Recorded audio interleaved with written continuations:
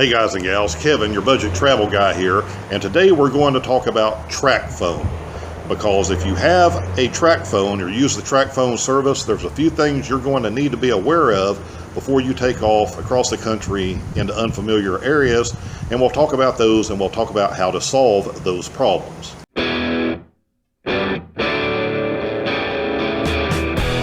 Okay, since you guys know I'm the budget travel guy, one of the things is I'm not running around with one of these $200 a month phone plans.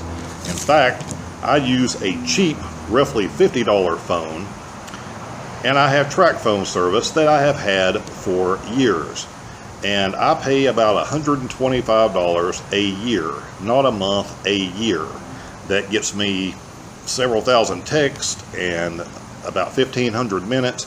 Most of my phone calls are short when I'm out and about. I just do not live on this thing, and if somebody has to get a hold of me, that's fine, but it's a quick conversation. So it works for me. It's worked for me for years. It saved me a bunch of money. And it's great, except for a couple of problems when you go traveling across the country. And let me see if I can explain this kind of simple. In the United States, there are basically two phone networks. One is called CDMA, which is basically Verizon, and the other is called GMA, which is basically AT&T. Put things in its simplest terms, at least as far as anything you're using with Tracfone goes. So you have one of those two types of phones. Now, when you get into more expensive stuff, some phones can work on both systems, both kinds of cards, whatever. Let's get this down to its simplest terms. When you sign up for Tracfone, depending on what part of the country you're in, you have one of those two types of phones, one of those two types of services. If you're running on the Verizon network, like I am, your phone will work in about 48 and a half states, as far as I know. Unfortunately, we live in a country that has more than 48 and a half states, which causes me problems in two areas. The first one is going across the top of Oklahoma. I don't know why it's just part of Oklahoma, but if you have a CDMA phone running on a Verizon backbone that you may not even realize, but it's a Tracfone, you can kiss your service goodbye. For some reason, in the bottom of the state, it works. Around Fort Sill, it works, but going across the top, it doesn't. Now, for me, going across 66, it's not that big a deal. It's kind of a desolate area anyway. The other place that your phone will not work is in the majority of the state of Kentucky.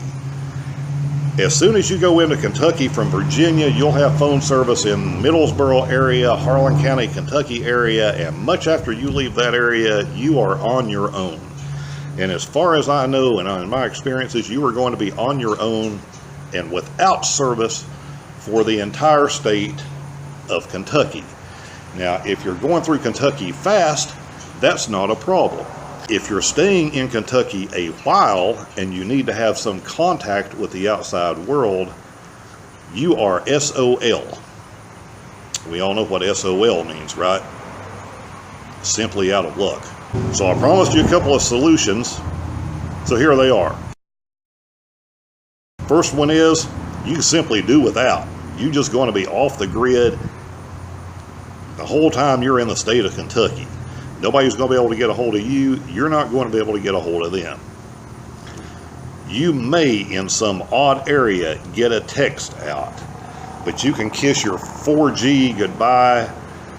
You can kiss your phone service goodbye. As a matter of fact, when you try to make a phone call now, it tells you the number that you're calling basically isn't in service, which is wrong.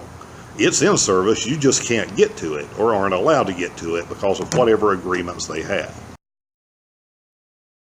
So you can borrow somebody else's phone that's not dealing with Tracfone. The third option, and a cheap option, and what I have ended up doing a couple of times, is I will go to, I don't know that Walmart even deals with Tracfone anymore, So I will go to the dollar store, Dollar General, Family Dollar, in whichever little backwoods town I am in. And I will buy a Tracfone that they sell. Because the one that they sell in Kentucky, or the one that they sell in that top part of Oklahoma where yours no longer works, their phone will be a GSM style phone, meaning it will run on the AT&T network. So you buy a cheap phone and you buy a cheap phone card and you activate it, and now you can call out. I'm only going to be in that situation for a few days. I may need to call in and check messages for business stuff. I may need to contact somebody. So I'll just buy something cheap, a 30-minute card, 60-minute card, whatever it is, $10 or $15, has like a month of access with it. That's good enough. I'll activate it on that cheap $10 flip phone or whatever I can buy, and I'm covered telephone-wise until I get out of the area I'm in, be it Oklahoma, be it Kentucky, and I'm back to the 48 and a half states where my phone works. So anyway, I hope I've made that simple for you if you are a Tracfone user, to know what to expect when you take off traveling and know how to deal with it one of those three ways when you're in that 1.5 state area. If you're not familiar with this channel, I cover a bunch of budget travel stuff, so hit like if you found this useful, hit dislike if you didn't find it useful, hit subscribe if you want to see more stuff about traveling around the country and saving money and just the reality of traveling, both good and bad. And we'll see you next time.